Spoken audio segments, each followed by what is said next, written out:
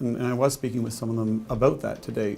They want that that access to information, if it can be done in a real way with an objective person. I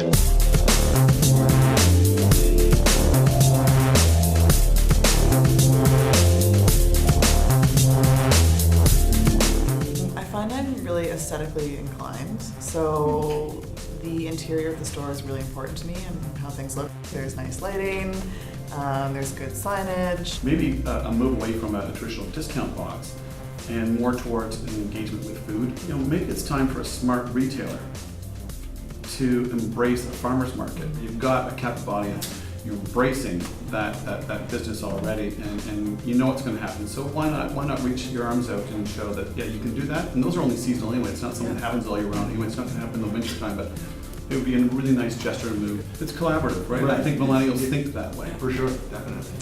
If you consider price versus experience, how do you weigh those two things? I think it's definitely important.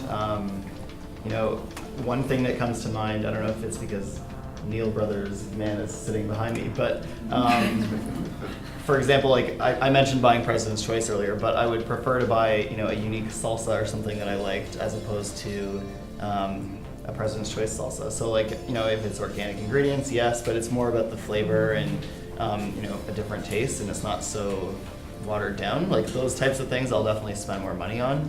But like Kate mentioned, the essentials, I'm more of just, you know, what's the difference between two things in a package that, you know, they're basically the same thing anyway. I think I would just go with the cheaper one. What they want in terms of an experience, that's one of the things I certainly heard, and it reaffirmed some of the thinking I had in terms of what they want from a shopping experience or from a brand perspective. They don't want.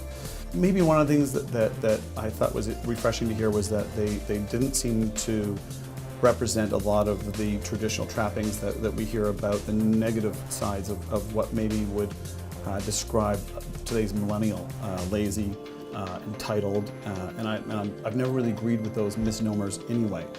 They talked about real stuff, about what, you know, has shaped their opinions and what makes their lives a little more interesting or happy every day through a better, more positive experience.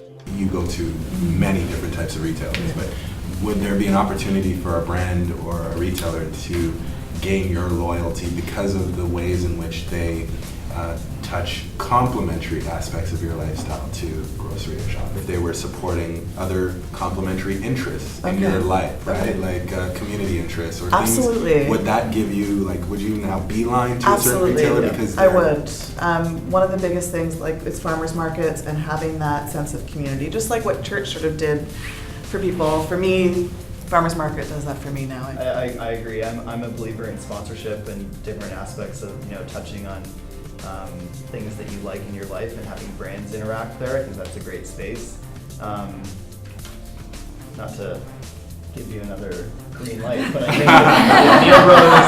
think if Neil Brothers were involved in, you know, a music festival or something, like I'm a huge believer in that, and I think I would actually, you know, you try the product there, you're having a great time already, it just makes it like a great connection.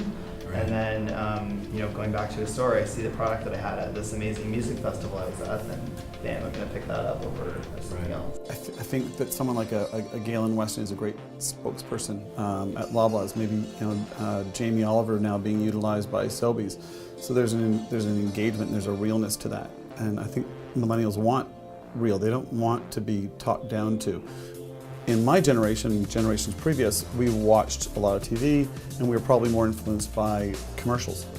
They don't watch commercials anymore. And they don't trust and believe everything that a commercial is trying to tell them, because it's just a prefabbed concept or notion that a large CPG is trying to get across through this, you know, one-way channel, talking down to people. They want to be engaged. They want to learn at a farmer's market. They want to learn at a food event. They want to know who the people are. And so I think if retailers can tell their story through, you know, through maybe a spokesperson like a Galen Jr. or a Jamie Oliver, or even in store, I think the idea of maybe, you know, we talked about having a concierge in the store. I think it's something I've always talked about with my friends. Be able to go in, like you do at the LCBO, and have a representative who can walk you through and say, this could pair with that. And I was speaking with some of them about that today. They want that access to information, if it can be done in a real way with an objective person.